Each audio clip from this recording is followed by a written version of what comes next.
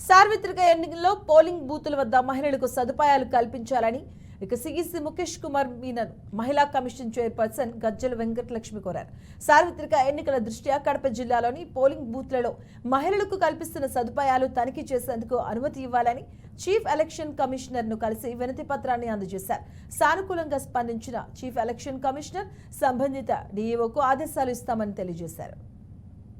ఒక నెల క్రితము మేము మహిళా కమిషన్ నుంచి ఒక లెటర్ పంపించాము ఎలక్షన్ కమిషనర్ గారికి.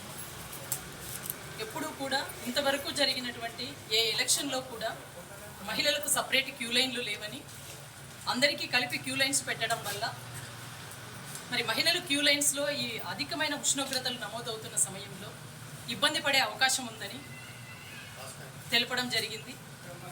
అదేవిధంగా గర్భవతులైన మహిళలు ఓటింగ్ కేంద్రాలకు వచ్చినప్పుడు వారికి సడన్గా ఎక్కువ సమయం అక్కడ గడపడం వల్ల వారికి ఏదైనా సరే అత్యవసరమైన వైద్య సహాయం అందేలా చర్యలు తీసుకోమని చెప్పాం.